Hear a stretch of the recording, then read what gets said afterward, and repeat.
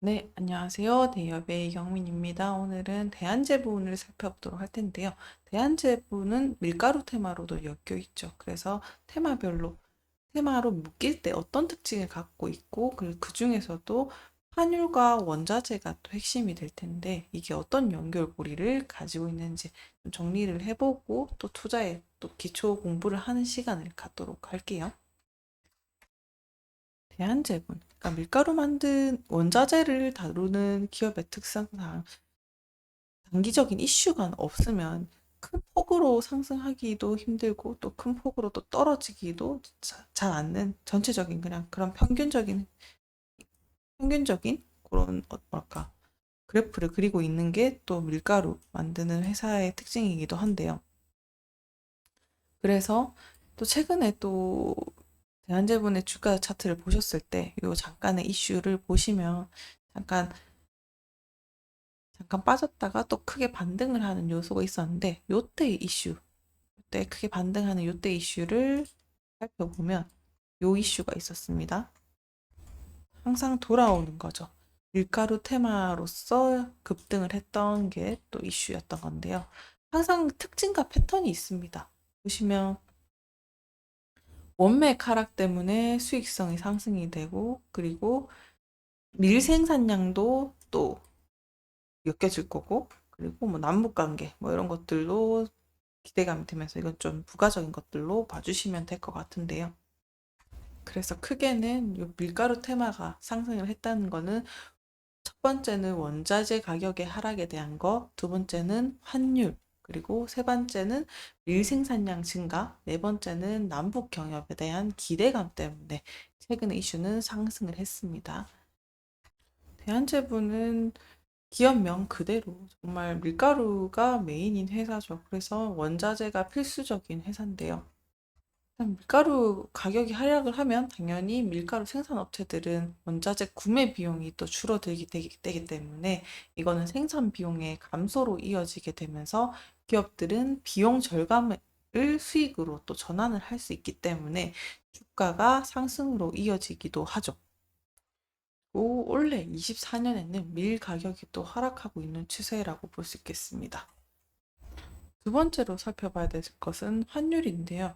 일단 밀가루를 전량을 또 수입을 의존을 하기 때문에 밀가루 같은 경우는 밀가루를 생산하는 회사들은 미국에서 밀을 구매를 해야 되기 때문에 외화가 무조건 필요하죠. 그래서 원화가 강세를 보이면 외화로 구매하는 밀의 가격이 상대적으로 저렴해집니다.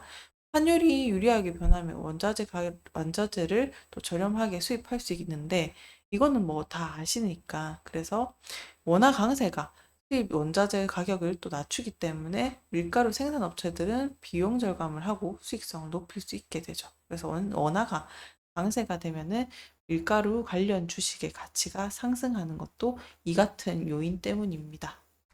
이거는 그냥 곁다리로 그냥 참고만 해주세요. 최근에 상승했던 요인 중에 하나니까 곁다리로 남북 관계에 대한 이야기를 수혜주로 부각됐던 이슈들은요. 남북 관계가 개선이 되면은 북한에 대한 식량 자원이 또 늘어날 수 있기 때문에 북한에 대한 식량 자원이랑 밀가루 같은 기초 식료품이 수요를 또 증가를 일으킬 수 있는 요인 때문에 증가했다고 참고를 해주시면 될 것 같습니다. 그래서 북한에 본격적으로 또 지원을 하게 되면은 추가적인 매출의 기회가 될 수 있기 때문에 이것은 또 주가의 상승으로 가치를 끌어올릴 수 있게 되는 상황이 되는 거죠. 그러면 오늘은 환율과 원자재에 조금 더 포커싱을 맞추고 이야기를 또 해보도록 할 텐데요. 원자재도 수입을 하는 거고 환율에 그러다 보니까 또 환율에 영향을 또 끼칠 수밖에 없는 변동성을 끼칠 수밖에 없는데요. 그러면 환율에 대한 얘기부터 조금 먼저 해보도록 하죠. 24년의 환율 흐름 전망은요.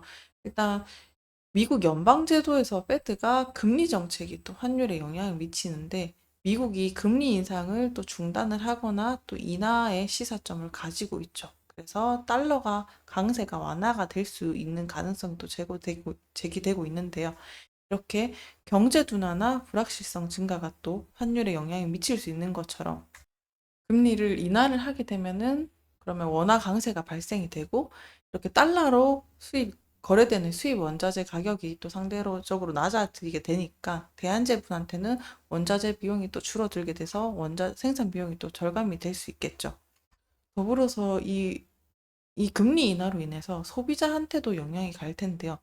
이 경제 전반에 자금 조달 비용이 또 줄어들게 되면 신뢰도도 또 높아질 수도 있습니다. 소비자들이 또 소비를 또 늘릴 수 있는 구조가 될 수 있기 때문에 수요 증가까지 멀리는 내다볼 수 있게 됩니다. 더불어서 경제가 활성화되면 당연히 제품 소비도 더 증가하는 것도 자연스러운 현상이죠. 그래서 원화 강세로 인해서 수입 원자재 비용이 또 절감이 되는 현상, 그다음에 조달 비용이 또 낮아지는 현상이 이어지면서 수요가 증가를 또 할 수 있게 되고 경제가 활성화될 수 있게 되면서 대한제품의 매출도 늘어날 수 있는 영향까지 미칠 수 있게 됩니다. 다만 한편으로는 또 변동성이 있기 때문에 원화 강세로 원자재 비용이 또 절감이 또 일시적일 수 있는 거기 때문에 빈 변동성이 얼마든지 존재한다는 것도 또 꼭 참고를 해 주시면 좋을 것 같고요. 그리고 원자재에 대해서 얘기를 하려고 말씀드리면 특히나 원자재, 밀 같은 경우는 호주나 브라질이 작황이 중요한데 올해 또 기후 회복이 또 회복이 되면서 일단은 공급은 또 원활할 것으로 또 내다보고 있습니다. 특히나 뭐 밀 같은 경우는 기후변화에 영향을 또 많이 미치기 때문에 그런 변동성도 있지만 일단 올해 전체적으로는 수급에 큰 문제는 아직까지는 없을 것으로 또 내다보고 있습니다. 따라서 이번에 대한제분이 주가가 또 반등을 했던 거는 아무래도 밀가루 테마성으로 인해서 반등을 했던 요소들이 있고 특히나 환율이랑 원자재는 또 핵심이니까 환율 같은 경우는 금리 정책이랑 또 직결돼 있으니까 지금 또 금리 인하에 또 주목을 해주시길 바라고 또 원자재 부분에 있어서는 브라질에서 그리고 주요 작황되는 수급에 있어서는 크게 지금 올해까지는 생산량이 문제가 없을 것으로 보인다. 이렇게 정리를 해주시면 좋을 것 같습니다. 오늘도 시청해주셔서 감사합니다.